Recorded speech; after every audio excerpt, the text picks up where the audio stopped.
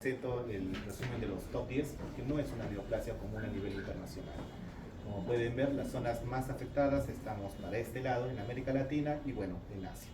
Y eso fue un mito, fue un trabajo de investigación bastante interesante de por qué el cáncer de vesícula biliar era tan prevalente a nivel de Perú, a nivel de Chile, a nivel de Bolivia, en comparación con otros países del mundo. Y esto se debe a sus factores de riesgo, como vamos a ver más adelante. Listo. Su mortalidad también es bastante alta porque su diagnóstico generalmente es tardío, es más común a diferencia de los otros dos que hemos visto, que estén en el sexo femenino, y también se tiende a diagnosticar en etapas más avanzadas, en edad más avanzada. Ahora sí, lo interesante, los factores de riesgo. El principal factor de riesgo que tenemos asociado al cáncer de vesícula biliar es la colelitiasis. Y ahora ustedes dirán, la colelitiasis es algo tan común, todos los pacientes con colelitiasis tienen riesgo de desarrollar cáncer de vesícula. La respuesta es no. Este factor de riesgo tiene relación directa con el tamaño del cálculo y con el tiempo que tiene la enfermedad. En lo que se ha visto el tamaño del cálculo, el punto de corte se ha trazado en los 3 centímetros. Cuando el cálculo mide más de 30 milímetros, 3 centímetros, es el factor de riesgo para el cáncer de vesícula biliar. O cuando lo tiene el diagnóstico, la inflamación de la vesícula, por más de 40 años, también es un factor de riesgo para desarrollar. Con tanta inflamación de la pared por estos litos es que se comienza a producir acumulación de calcio en sus paredes, y es lo que termina generando la conocida vesícula en porcelana, que en ocasiones los doctores de radiología lo colocan en sus informes. Dentro de las vesículas de porcelana hay dos tipos, una donde toda la pared está tomada por calcio y otra donde el depósito de calcio es segmentario o discontinuo. De los dos, el que tiene más riesgo de cáncer de vesícula es el que tiene discontinuidad, no cuando toda la pared está calcificada.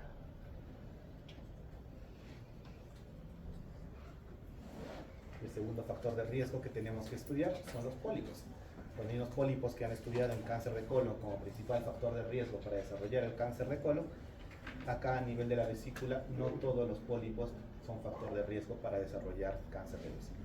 Y esto es porque no todos los pólipos que se diagnostican en la ecografía son pólipos verdaderos. La gran mayoría de estos pólipos son simplemente acumulación de colesterol o pseudopólipos que tienden a desaparecer conforme mejoran los factores cardiometabólicos. Por eso cuando uno encuentra un pólipo en una ecografía, la indicación no es sacarle la vesícula, sino hacerle control para ver cómo se comporta ese pólipo.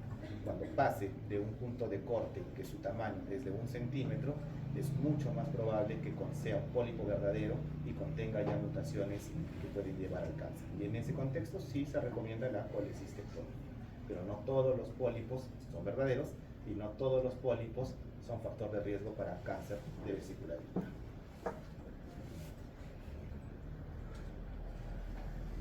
El factor de riesgo es esta alteración que es bastante común en la población asiática, y por eso en esa zona también tenemos el mapa pintado de alta prevalencia, y es esta unión pancreato-biliar anómala que se define como el conducto pancreático que ven acá en este estudio de CEPRE no drena a nivel de la papila duodenal como debería hacerlo normalmente hacia el intestino, sino que drena dentro del mismo colédoco. Entonces, estas enzimas tubo pancreático va a llegar hacia la zona del colédoco y va a generar un proceso inflamatorio. Y este proceso inflamatorio, al ser una alteración anatómica con la que nació, desde que nació está teniendo este proceso inflamatorio, es un factor de riesgo muy importante para desarrollar cáncer de vesícula biliar y a edades más tempranas. Incluso en la población asiática, donde es más prevalente esto, se está estudiando protocolos en los que si te diagnostican esta malformación, te sacan la vesícula de manera profiláctica, porque el riesgo de desarrollar cáncer de vesícula biliar en cualquier momento de tu vida es muy alto.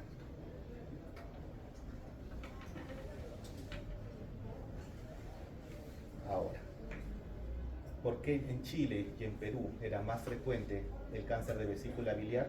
En primer lugar era porque teníamos más colelitiasis, pero la colelitiasis sola no era el principal factor de riesgo, porque tenían que ser cálculos gigantes. ¿Y cuántos cálculos gigantes han visto en sus rotaciones? Muy pocos, la verdad. ¿Qué es lo que pasaba extra en Perú y en Chile y en Bolivia que aumentaba el riesgo? Era la sobreinfección con salmonela de estos niños.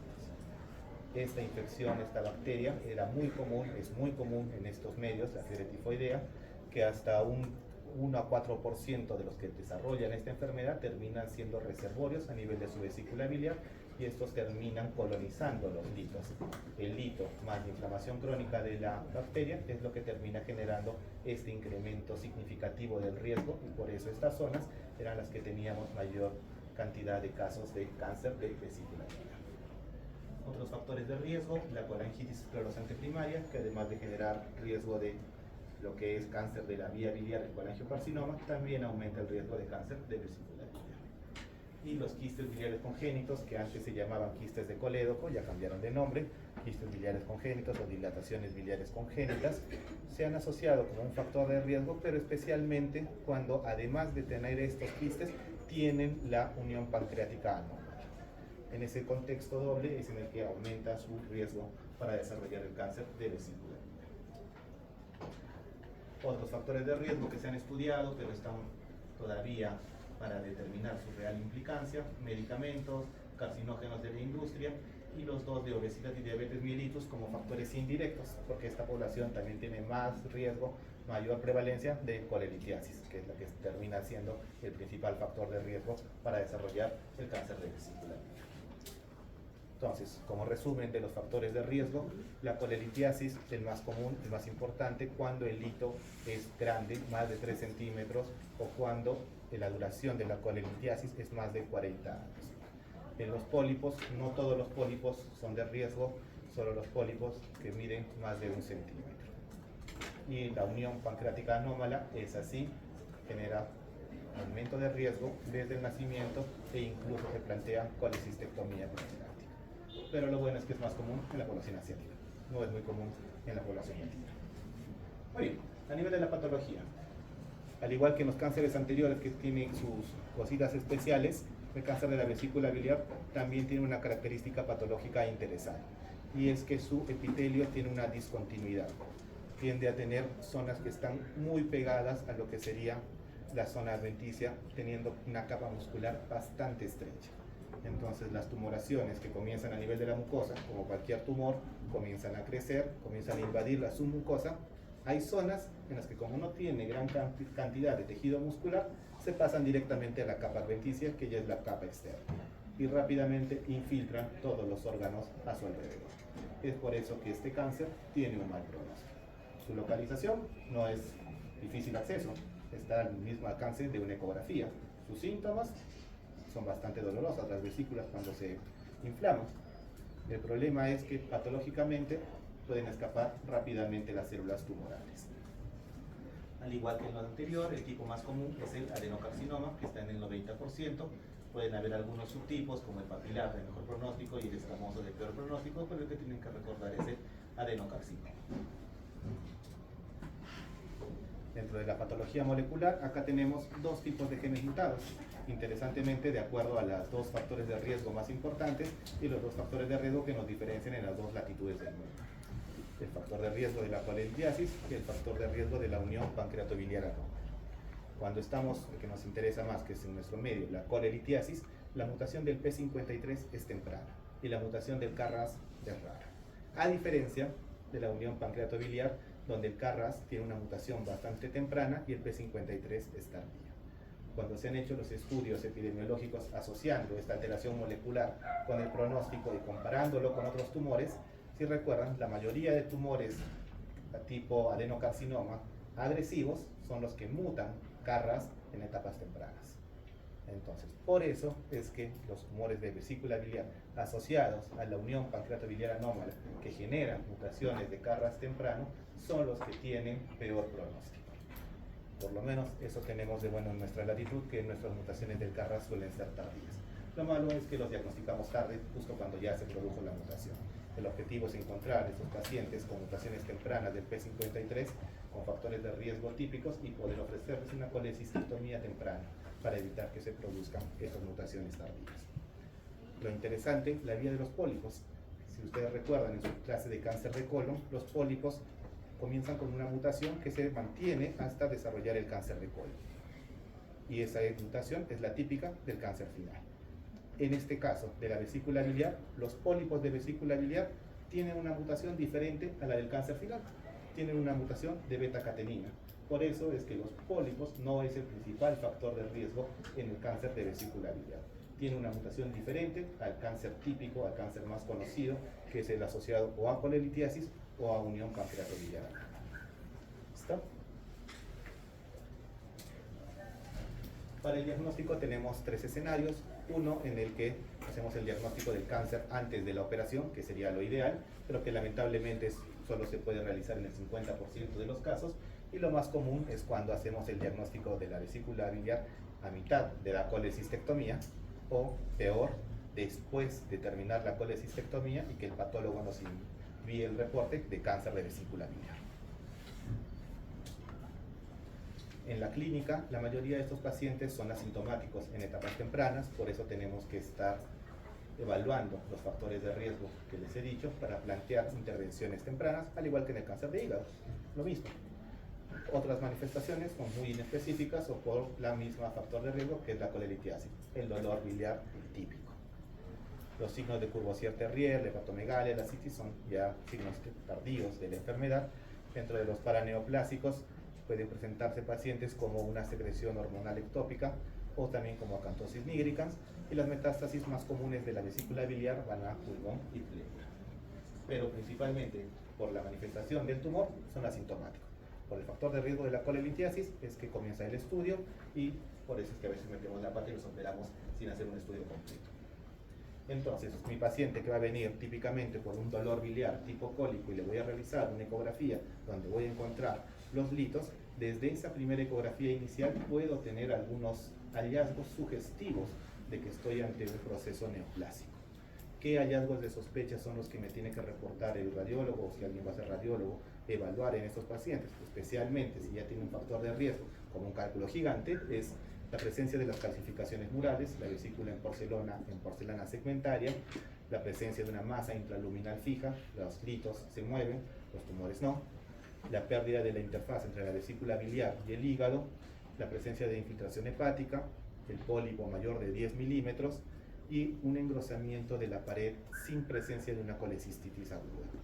Esos son los factores de riesgo que yo tengo que describir o evaluar en un informe ecográfico para pensar tempranamente en un cáncer de vesícula biliar.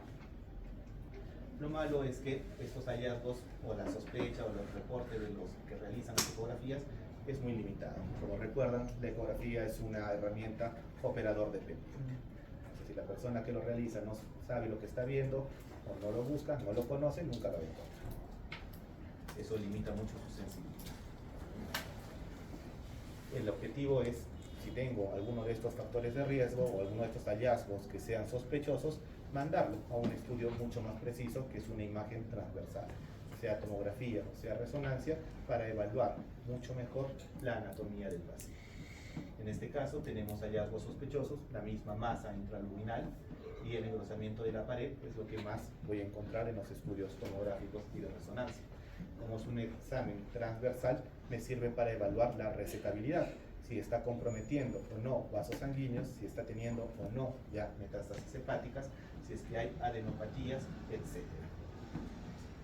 Y en el escenario en el que me viene el resultado después de que yo ya hice la colecistectomía, estoy obligado a rehacer toda una batería de exámenes abdominales para ver que no se me haya escapado una enfermedad diseminada. Otros estudios imagenológicos como la ecoendoscopía al momento tiene una utilidad bastante limitada. Es más útil para el estudio de los pólipos porque puedo acceder con una aguja a tomar una biopsia y ver si es un pólipo verdadero, si es un pólipo con cambios ya previos preneoplásicos o simplemente es colesterol acumulado. Hasta el momento esa es la única utilidad de la ecoendoscopía. La colangiografía, que sería la CEPRE o algún estudio percutáneo, también tiene una utilidad bastante limitada. Como recuerdan técnicamente, la CEPRE comienza a inyectar el contraste desde la parte final de la papila. No en todas las ocasiones ese contraste va a llegar hasta la vesícula para poder evaluarla anatómicamente y no está validado como un estudio de primera línea. Los que más me ayudan son los exámenes transversales, tomografía, resonancia. La tomografía de tórax como un estudio para completar el estadiaje, porque los lugares más típicos de metástasis son pulmón y pleura. Todo paciente con diagnóstico o sospecha de cáncer de vesícula biliar tiene que tener un estudio de metástasis a pulmón y pleural. El estudio de PET scan, al igual que en la neoplasia de páncreas, es opcional, no está disponible en todos los centros, y lo que se ha visto de manera interesante, a diferencia del páncreas, es que las metástasis del cáncer de vesícula biliar que van a peritoneo no pintan fácilmente en el estudio del PET scan. Por eso es que tiene estas limitaciones con dos tumores tipo adenocarcinoma que se comportan de manera diferente al mismo estudio. Por eso no lo hacen un estudio que sea ampliamente difundido, ni recomendado de rutina ni de primera línea en todos los protocolos. Dentro de los marcadores tumorales, para recordar, no son diagnósticos, tienen una baja sensibilidad y especificidad. El que utilizamos, igual que en el anterior, el CA19-9 y el carcinoma embrionario son los que más utilizamos en la práctica clínica. Su utilidad, para que quede claro, es en el seguimiento. Si lo elevaba previamente, me sirve para determinar una enfermedad residual. Una vez que ya tengo completado mi estudio de estadiaje de mi cáncer de vesícula biliar, tengo que determinar el tratamiento. Para eso va a depender mucho si es que mi tumoración está confinada o no hacia la capa muscular de la mucosa.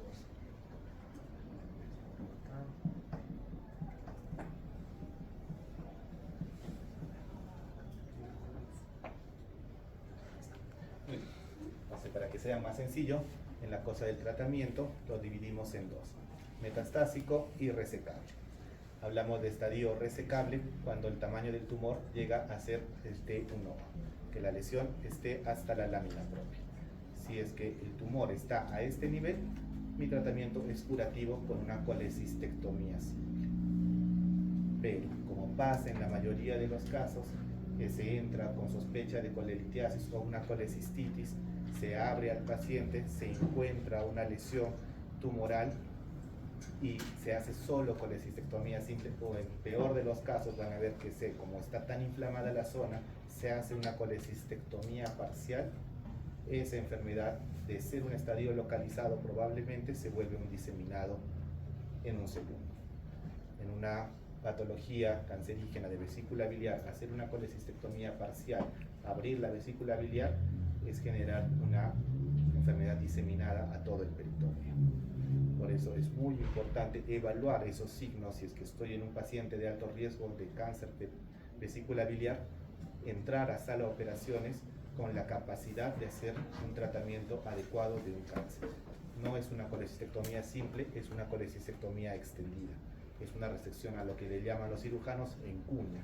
Sacan la vesícula, sacan todos los segmentos hepáticos que estén adheridos a la vesícula, no se intenta jalar la vesícula, no se intenta cortar la vesícula, e incluso se tiene que reseccionar la vía biliar contigua si se ve que puede estar tomada. Es una operación mucho más amplia que una colecistectomía. Es por eso que los protocolos quirúrgicos te indican, si estás ante esa situación y no tienes la capacidad de hacer una operación tan amplia, cerrarlo simplemente y llamar a alguien que lo pueda realizar, porque se tiene generalmente una sola oportunidad para hacer una resección completa en estos estadios y que sea curativa. Si hago la de sacar la vesícula parcialmente o sacarla completamente, pero ya está más allá de la muscular de la mucosa, le cambio radicalmente el pronóstico y las posibilidades a ese paciente.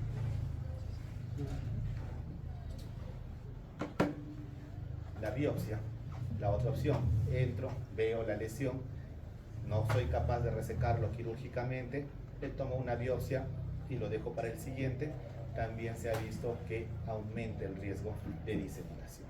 Entonces, si yo veo, está accesible la vesícula, la visión directa o laparoscópica de una posibilidad tumoral, si no soy capaz, lo que dicen las guías es dejarlo y que otro lo haga. No tocarlo, porque cambia radicalmente el pronóstico. El seguimiento de estos pacientes requieren unas pruebas de funciones hepáticas, marcadores tumorales cada 3 a 6 meses por los 3 años seguidos, y las imágenes solo se actualizan si es que hay sospecha de recidiva, como la mayoría. Y creo que es todo. Sí. Vale.